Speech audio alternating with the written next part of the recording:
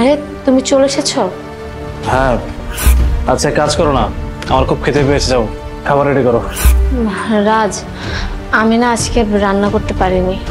রান্না করতে পারিনি মানে? আচ্ছা রান্না করো না, সমস্যা নেই, যাও রান্না করে নাও।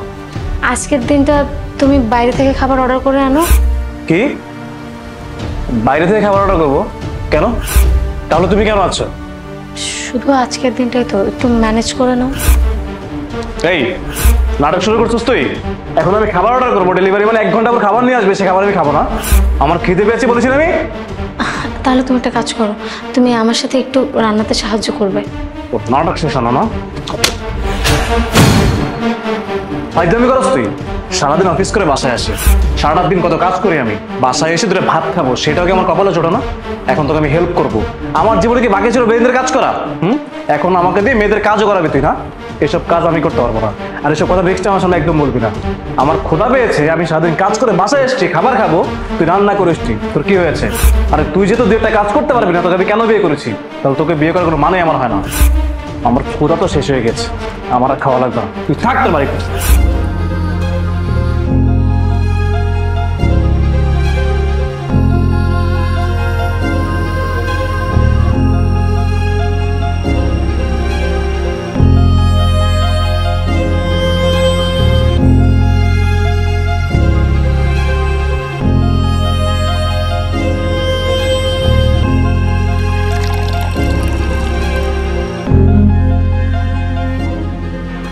ভাইয়া, ভাই তুমি এটা কি করলা? ভাবির গায়ের উপর হাত তুলে বসলা। তো কি করবো? যে স্ত্রী তার স্বামীর জন্য রান্না করতে পারে না, তাকে শুধু থাপ্পড় না, তাকে লাঠি দিয়ে মারা উচিত ছিল। আহা ভাইয়া, তুমি অন্তত জিজ্ঞেস করতে তো পারতা যে কেন রান্না করে নাই। আরে জিজ্ঞেস কেন করতে চাবো? ও যেটা করেছে না, ও ইচ্ছে করে করেছে, ওইটা নিয়ত করে রেখেছে। আহা ভাইয়া, এইসব কিছুই না। সকালবেলা ভাবি তোমার জন্য রান্না করতে গিয়ে তার হাতের উপর গরম তেল পরে হাত পুড়ে যায়, আর তুমি এই সময় তাকে সাহায্য না করে উল্টা তার গায়ের উপর হাত তুলে বসলা। কি বলে তুই? ওর হাত পড়ে গিয়েছে? আরে বোকা, তুই এটা আমাকে আগে বলবি না? বলার সুযোগ তো দিতে ভাইয়া। তুই থাক, আমি দেখছি।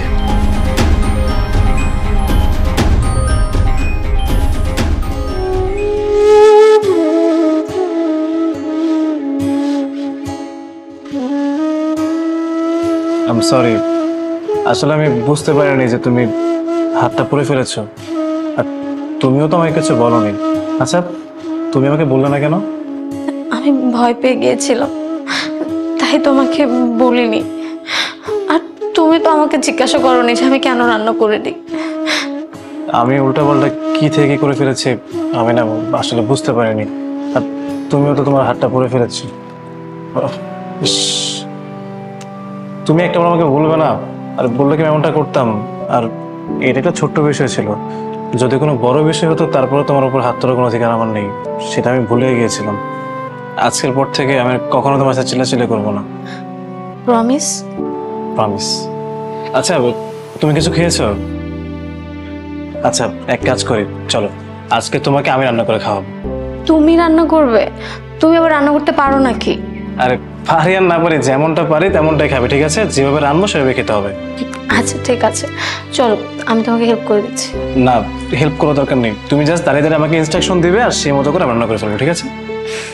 ঠিক আছে, চল। চলো।